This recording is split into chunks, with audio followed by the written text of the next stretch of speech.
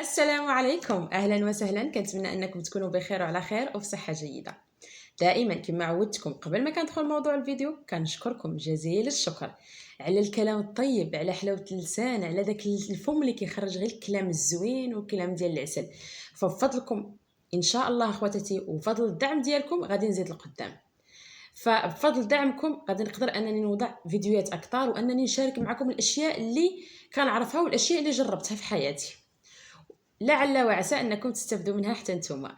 اذا قبل حبيبتي ما تدخلي تسمعي الفيديو، الى بطبيعه الحال كيعجبك المحتوى وفضلا وليس امرا انك تضغطي على زر الجرس الى كنتي مازال ما ضميتيش قناتي، وايضا واحد لايك الحبيبه ديالي والحبيبه ديالي واحد الكومونتير. الا ما لقيتي ما تكتبي لي الحبيبه ديالي غير قلوبه بركه، فالحب يصلني يا حبيبتي. اذا اليوم غادي نعطيك ادق التفاصيل يا الحبيبه باش تكون عندك البشره صافيه، باش تكون عندك البشره كتشعل. يعني سواء ما تكوني دايره ماكياج سواء ما دايراش كتلقاي البشره ديالك صافيه وزوينه.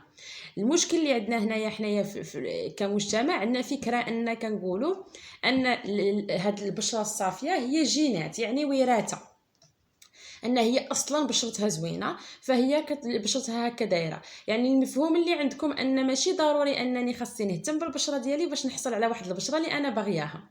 شوفي الحبيبه ديالي، هو كاين نوعا ما كاينين كتكون البشره ديالها صافيه من الاول، ولكن حتى الاهتمام كيزيد في البشره. كتلقاي بعض المرات البشره كتشوفي شي وحده البشره ديالها كتشعل، بشره مضيئه، بشره زوينه. علاش الحبيبه ديالي؟ الاهتمام اللي انت كتفتقديه. فاليوم الحبيبه ديالي ما جيتش نقول لك اسيدي غير الشفاوي، اليوم غنوريك التطبيقي، اليوم غنوريك الدليل كيفاش تهتمي براسك. الفيديو السابق كان اسيدي غير الهضره غير الشفاويه الحبيبه ديالي، وحنا النساء كاملين كنبغيو التطبيقي، ما عندناش بزاف مع الشفاوي. فنبداو الحبيبه ديالي باول حاجه. راه ما يمكنش نهضر لك على الاهتمام بالوجه وانت ما كديري ليش ايكرون كتخرجي مسطحه لي داك الوجه للشمس. فانت ملي كتخرجي بداك الوجه مسطحه للشمس كنأكد لك الحبيبه ديالي غادي ينوض لك الكلف، غينوض لك الحب، غادي ينوض لك جميع المشاكل ديال البشره غتلقايهم في وجهك. فحبيبتي انا غادي نشارك معكم ليكرون اللي استعملت، وحده كنت كنستعملها ولكن البواطه ديالها كملت لي، ولكن انا عن تجربتي والبشره ديالي الحاجه الوحيده اللي مولمتها هي فيشي. وكلشي كنعرفوا ان فيشي واحد الماركه اللي هي معروفه وماركه اللي هي قديمه. يعني انا ملي كنعقل على راسي من البكالوريا وانا كنستعمل فيشي. كنت بعض المرات كنوع كنستعمل حاجه اخرى، ولكن فيشي كنت كنستعمل حاجه اخرى وكنولي لها لان كنلقاها هي كتعطيني نسبه تغطيه اللي كبيره. يعني وجهي كنت كنمشي حتى للبحر وكنستعملها غير هي ووجهي ما كيتحرقليش بالشمس. وايضا كانت كتجي مع وجهي، ما كنلقى لا حبوب لا حتى شي حاجه اللي في البشره ديالي. ففيشي الحبيبه ديالي انا كنستعملها وكتعجبني، والمشكل ان الثمن ديالها رخيص بالنسبه المقارنه مع اكرو وحده اخرى. حاليا دروك كتسمعي ليكرون كتلقايها وسط 300 درهم، 20 200 درهم، 25 250 درهم. هذا هو الثمن اللي كيدور بيناتهم. ولكن حبيبتي هذه تعرفي شحال؟ هذه في الفارماسيون 200 درهم، ولكن الا كنتي ذكيه غتمشي للبارا فارماسي 120 درهم الحبيبه ديالي. 120 درهم كتضرب شحال؟ فالحبيبه ديالي نجمعها درهم درهم ونشري اكرون بشرتي. هذه اول خطوه كديرها المراه الا كانت كتبغي راسها، خاصها تبغي بشرتها، تبغي جسمها. حبيبتي فهميها، خاصك تدخليها للمخ. الا كتبغي بشرتك وانت مشيتي شريتي صينيه وحطيتيها لي باش يشربوا فيها الضيافتاي وانت ما كتعايشه ايكرون، راكي حمقى في دماغك.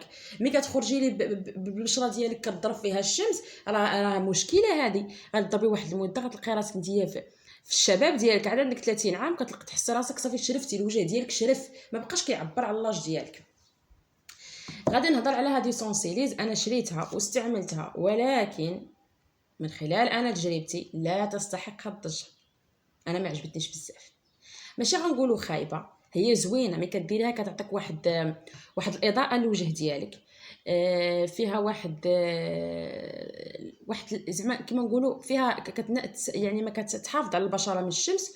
ولكن المشكل ديالها اللي ما عجبنيش فيها هي انها مثلا هذه اللي كنديرها على وجهي كامل نصاوبها على وجهي ما كتدخل في الساع في البشره.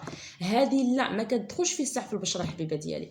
يعني خاصك ديري غير هاد الحنك وتفوتي وعاود تولي الحنك الاخر. الا درتيهم كاملين كتلقاها في الوجه ديالك كتبقى مطلصه. والحاجه اللي خاصها ضروري هي الترطيب. هذه نقدر انني نديرها بلا ترطيب وغادي تكون عاديه وزوينه. بصح هذه الا درتيها بالترطيب كتكون زوينه، ولكن بلا ترطيب ولا كانت البشره ديالك جافه بزاف ما غتليقلكش الحبيبه ديالي. غير وسائل التواصل لها واحد الضجه كبيره، انا بهذيك الضجه مشيت جربتها ولكن ما عجبتنيش بزاف. هذه تجربتي مع هذا الايكرون. اذا هنايا ملي كنقولوا انني اول حاجه نهتم براسي ليكرون الحبيبه ديالي، هذه راه مرحله ضروريه خاصها تكون عندك. هنا الحاجه الثانيه باش تحافظي على البشره ديالك هو لا الترطيب. شوفي الحبيبه ديالي، انا كنستعمل، ما عقلتش على وحده كنت كنستعملها والله الا مشات لي السميه ومشيت للبارا فارماسي وهذيك زوينه بزاف، ولا لقيتها غير حطاكم في صندوق الوصف ما عقلتش على السميه ديالها. المهم بدلتها وليت كنستعمل هذه. المهم شوفوا اخواتاتي، بعض المرات كنمشي كنلقى هذه معها هذه فيشي الزرق، هذه حليب ماشي مرطب 100% ولكن حليب زوين. انا كنلاحظوا انه كيرطب لي البشره ديالي وملي كنكون نستعمل هذه مع هذه كتكون البشره ديالي كتشعل. هذه دائما كنرطب بها وجهي في الليل. من ما كنلقاش هذه كنستعمل هذه، حتى هذه زوينه. هي شويه غاليه، هذه دايره 140 درهم ولكن الترطيب ديالها زوين. شوفي يا حبيبتي، الا ما عندكش فلوس باش تشري لي المرطبات الحل ساهل.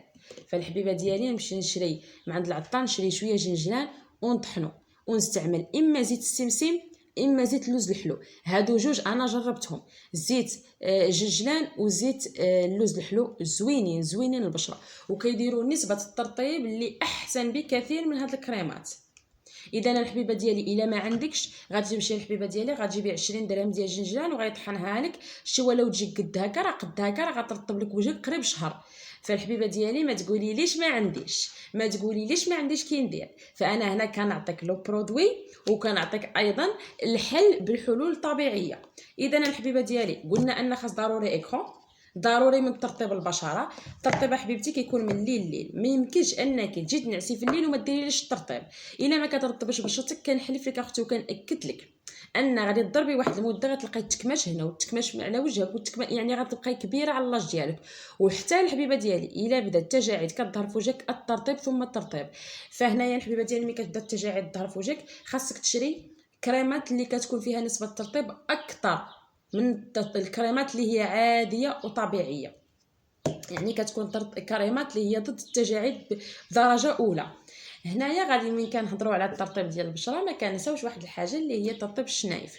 شوفي يا حبيبتي، الا كنتي كترطبي البشره ديالك وما كترطبيش شنايفك، الشنايف حتى هما خاصهم تقشير وخاصهم ترطيب. كما كترطبي او كتقشري وجهك وكتقشري شناي او جسمك وما كتقشريش شنايفك راه مشكله كبيره.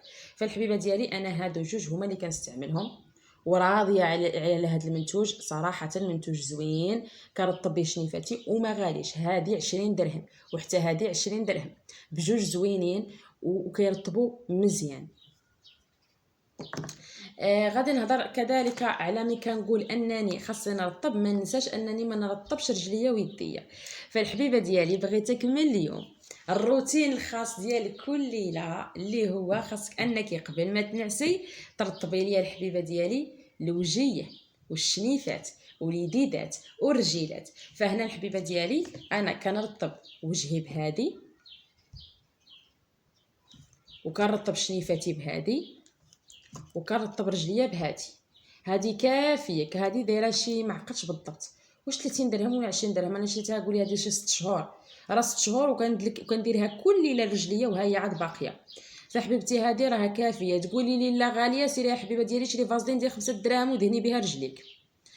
فالحبيبه ديالي الترطيب ديال البشره ديال الشنيفات ديال اليدات ديال الرجيلات ضروري. بالنسبه لليدين كنستعمل انا هذه، استعملت هذه وما عجبتنيش بزاف، ما عندناش واحد الترطيب كبير وليت استعملت هذه عجبتني في الترطيب ديالها. هذه ما غالياش، يمكن دايره شي 12 درهم ولا 13 درهم. اذا انتهينا يا حبيبتي من الترطيب، هذه مساله ضروريه. دابا غندخلوا المرحله الثانيه هي السنينات الحبيبه ديالي. السنينات الحبيبه ديالي انايا من المحبين، شوفي كنستعمل، ماشي نقول لكم انني كنستعمل غير واحد الماركه او انني كنستعمل غير سينيال. كنستعمل شحال مره كنبدل زعما المعجون ديال الاسنان، ولكن فين كنلقى راحتي في سينيال الحبيبه ديالي، خاصه هاد السينيال ديال الفحم. هاد السينيال ديال الفحم زوين الا بغيتي سنينات كيكونوا بويض زعما ما تشوفيش فيهم ديك الصفوريه، هذا عنده واحد الدور فعال. انا هذا بعدا عند تجربتي عجبني. هذا يمكن على ما اظن 21 درهم. الشتاء الحبيبه ديالي، الشتاء كنأكد عليها الا بغيتي تبقى اللثه ديالك مزيانه والسنينات ديالك مزيانه الحبيبه ديالي، الشتاء خاصها تكون رطبه، الشتاء ما خاصهاش تكون حرشه. فملي كتكون الشتاء ماشي رطبه كتادي لك اللثه وكتادي لك سنيك، وبعد مده كتلقاي ان اللثه بدات كتعرى على السنين، وايضا كتلقاي ان مشكل ديال اللثه ديالك ولات كتسيل بالدم. راه حتى اللثه ديالك باش كتسيل الدم هي عندها مشاكل، عندك مشاكل في اللثه، ولكن المشكل كبير كيكون خاصه من الشتاء، كتستعملي شتاء اللي هي ماشي مناسبه للسنينات ديالك. وكل 3 شهور حبيبه كنبدلوا الشتاء. شوف اخواتاتي، كانت عندي واحد الصديقه كانت صيفطت لي واحد الاوديو كتشرح كيفاش اننا نحافظوا على السنينات ديالنا، ولكن لحد الان ما عرفتش كيفاش انني ندخل داك الاوديو في الفيديو. اللي كتعرف تقولوا لي وغندخلوا اخواتاتي وتسمعوا حتى نتوما اشنو كتقول الطبيبه. بالنسبه هذا اللي كنشلو به الفم، انا بالنسبه لي كنستعمل هذا زوين، كنستعمل هذا صراحه كيضرب واحد المده طويله. هذا راه تقريبا فوق شريتو هذه شي شهرين، والثمن ديالو ما غاليش بزاف، الثمن ديالو 24 درهم وكيضرب واحد المده طويله. فهادو الحبيبه ديالي مساله ضروريه باش تقولي لي انا كنتهلا في راسي وانا نقيه. ما عندكش الحبيبه ديالي باش تشري فلوس باش تشري هذا، شري لي حبيبتي غير سينيال وديري لي هذا القرنفل مع المليحه وديريه في وسط الماء وخليه يطلق شويه داك القرنفل وشلي به. القرنفل عنده دور فعال في اللثه، انت غتشلي بها الحبيبه ديالي. وايضا القرنفل عنده واحد الرائحه زكيه، وحنا الهدف ديالنا من هذا راه ما كيدير حتى شي حاجه من غير انه كيزيل الرائحه الكريهه. باش انت تاكدي ان ريحه فمك راها زوينه، ماذا بك انك تزيدي تشري هذا او انك تستعملي داكشي اللي قلت لك، القرنفل والملح. صراحه هو كنت كنستعمله في ريحه زوينه، كيخلي ريحه الفم زوينه، وايضا كنعرفوا ان القرنفل عنده دور فعال في اللثه وفي الحفاظ عليها. الخطوه اللي هي مهمه ايضا الحبيبه ديالي اللي هي تقشير الوجه. ماشي تقشير الوجه، تغسل الوجه ديالك، لان التقشير الحبيبه ديالي التقشير انا كنديرو مره في 15 يوم. ماسك والتقشير خاصو يكون مرحله اساسيه باش الوجه ديالك يلمع.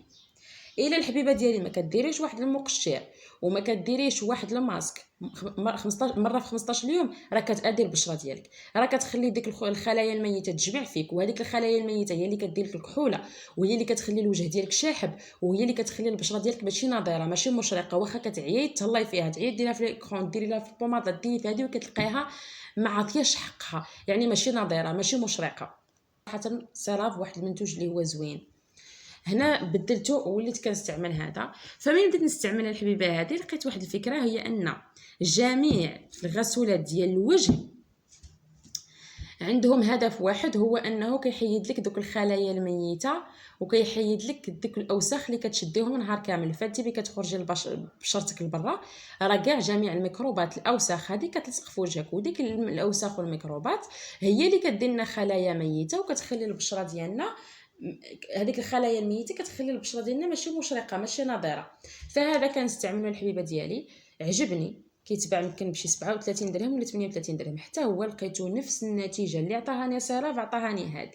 وتاكدت الحبيبه ديالي ان بعض المرات شي برودويات كتكون خلعانه غير السميه، او ان وسائل التواصل كتساعد في انها تزيد دير لهم الاشهار، وحنايا كبشر وكانسان كنشوفوا واحد الحاجه كيهضروا عليها كاع الناس كنبغيو نجربوها.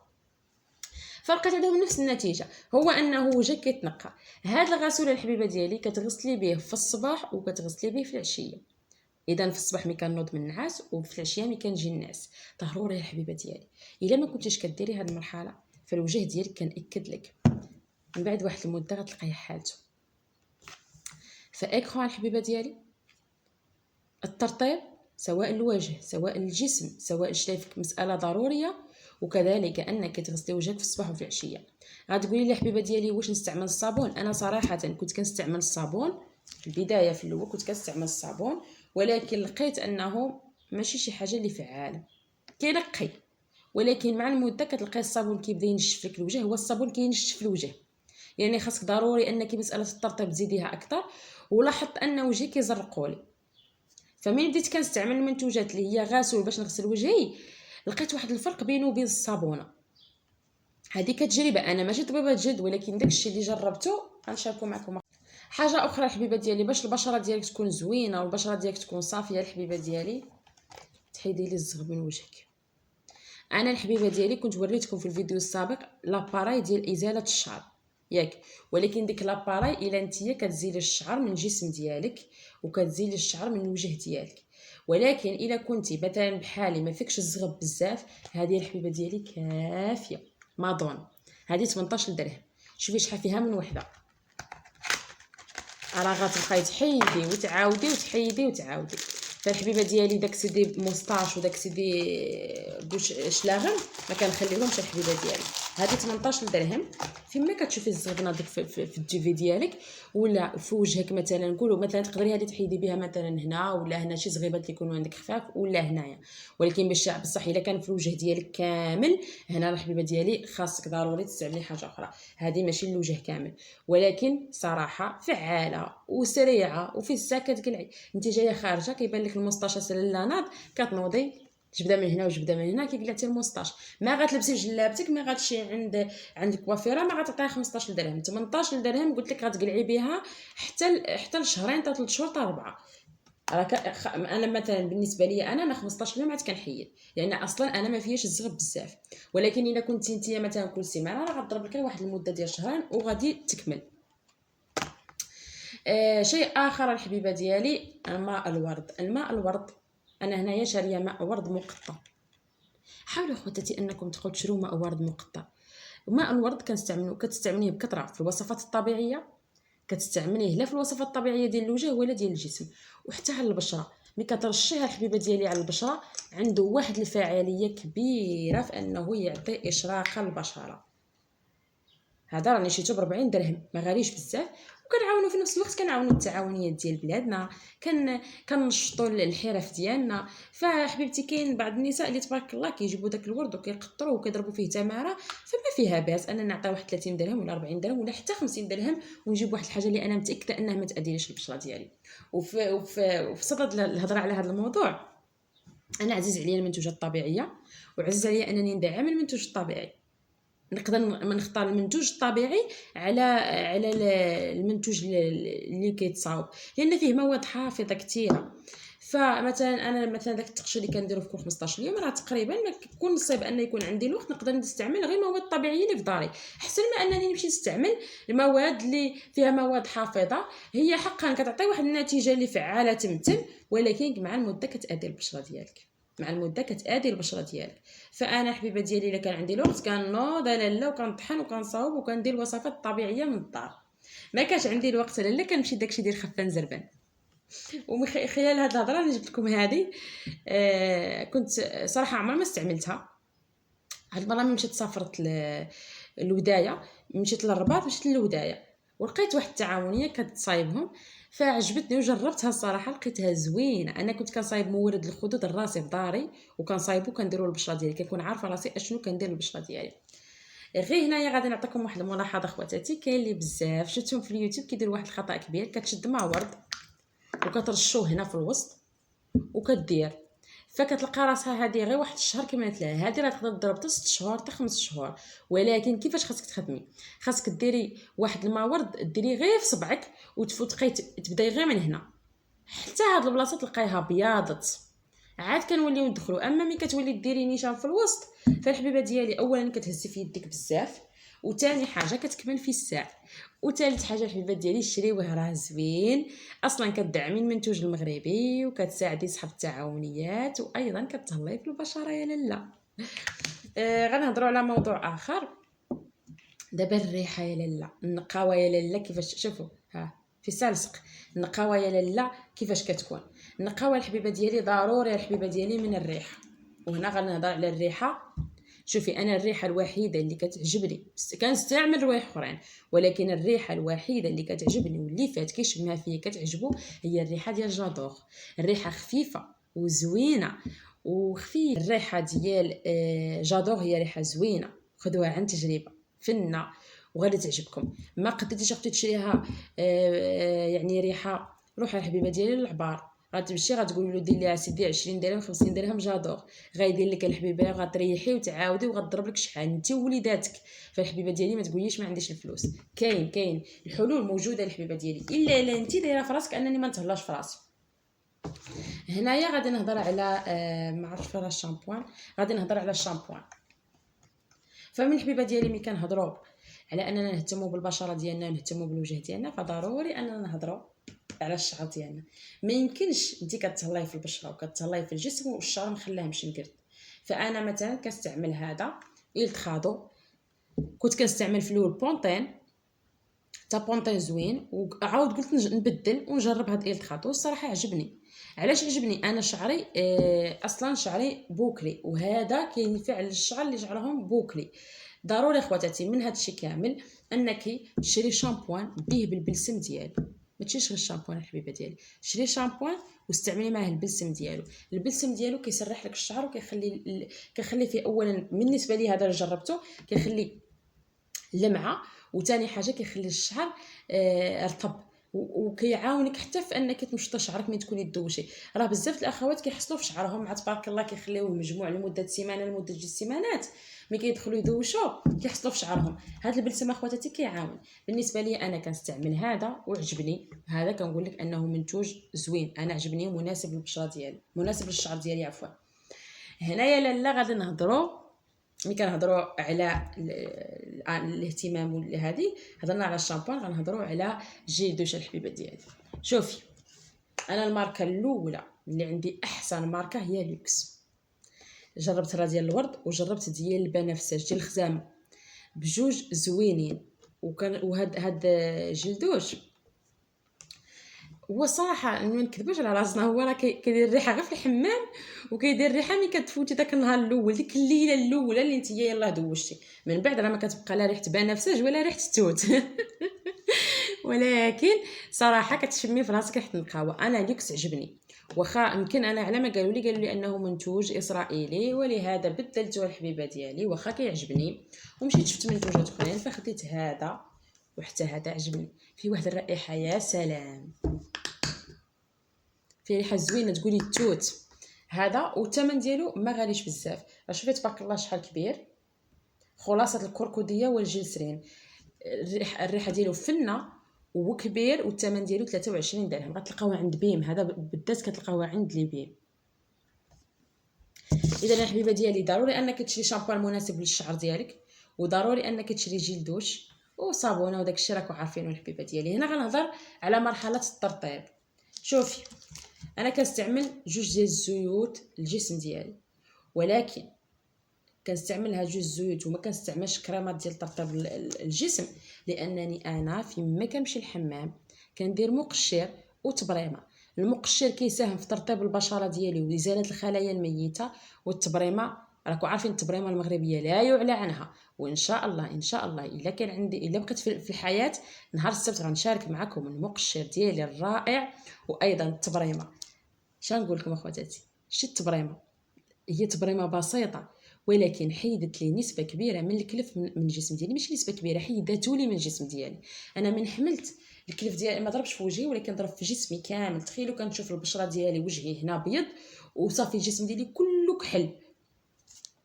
هاد التبريمه وهاد المقشر داومتو بقى الجسم ديالي ما فيهش شويه ديال الكلف، ما فيهش، وكيساهم في ازاله الخطوط البيضاء والخطوط الحمراء، وايضا كيشد الجسم، كيساهم في شد الجسم ولكن مع المده والترطيب. فانا كنلقى راسي انا ما محتاجاش اصلا الترطيب، فكنستعمل غير داك المقشر وكيساهم بنسبه كبيره في الترطيب. علاش ما تلقاوني هنا موريكم ترطيب الجسم. الحاجه اللي كنستعملها كنستعمل زيت الورد للمناطق الحساسه، خاصه بعد ازاله الشعر. هنايا اخواتاتي غنشارك معكم. شوفوا اخواتاتي انا عندي تجربه، هادو فنين، هادو اللي فيهم 3 راه فيهم هنايا مكتوبه بيك، وراه شوفي كاين جوج، كاينه بجوج نفس الثمن كتكون 35 درهم 35 درهم، بصح هذه كتكون فيها بيك هنا صفراء. هذه زوينه غير خذيها. اختاركم اخواتاتي من هذوك البيكات ديال جيلات الزرق ديال الرجال، راه كاين بعض النساء اللي كيستعملوهم. كيستعملوا بيكات الصوفر. هادوك حبيبتي غادي غير يجرحوا لك البشره ديالك وغادي يساهموا في اسوداد المنطقه. هادو حبيبتي زوينين وفنين، واصلا فيهم واحد الجل هنا اللي كيساعد على انك ما تضرش البشره ديالك. بالنسبه انني انزل انا بلاصير كنشوفها فكره غير صحيحه، هذه مجرد فكره. اصلا الدين ديالنا الاسلامي وصى على حلق العانه ونتف الابط.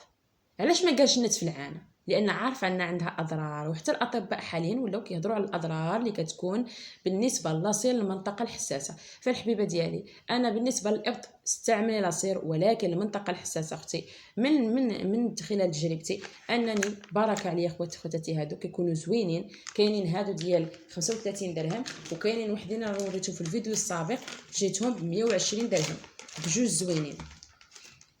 الترطيب كنرطب بزيت الورد، ولكن اخواتاتي شريو زيت الورد الاصلي باش ما تاذيوش المناطق ديالكم الحساسه، ولا جونسون ديال الاطفال حتى هو زوين. ايوا يا لا هاني وريتك المنتجات اللي هي بسيطه وما غالياش. ما كاينش واحد التجاوز كبير من غير ان فيشي لي شويه نقولوا واصله ل 120 درهم الا جيتيها بارا فارماسي، ولا سونسيليز اللي دايره 200 درهم. اما الشيء الاخر كيتجاوز ما بين 18 درهم حتى ل 40 درهم الى غلا. فالحبيبه ديالي ردي تقعدي نوضي دابا نلقاو ستيلو وجمعي لي شويه فليسات وسيري للسوق. هاد المره نشري جيل دوش، المره الجايه شامبوان مناسب لشعري، المره الجايه بلسم، المره الجايه ايكرون. الترطيب الحبيبه ديالي ضروري، انت كامراه خاصك ضروري الترطيب باش تحافظي على البشره ديالكم. ولا كثرتوا لي من لايك الخواتاتي وشفت ان الفيديو نال اعجابكم، ان شاء الله نهار السبت غنعطيكم المقشر والتبريمه الفعاله اللي كنأكد لك غتخلي لحمك هكا، ولا كان فيك الكلف كنأكد لك اختي والله ما يبقى. كنتمنى ان الفيديو ديالي يكون خفيف ظريف على قلوبكم، وايضا انك ما تنساش تكون بلايك كومونتير. وايضا الحبيبه ديالي لاول مره تشوفيني ضغطي على زر الجرس، فقناتي غتكون قناه خير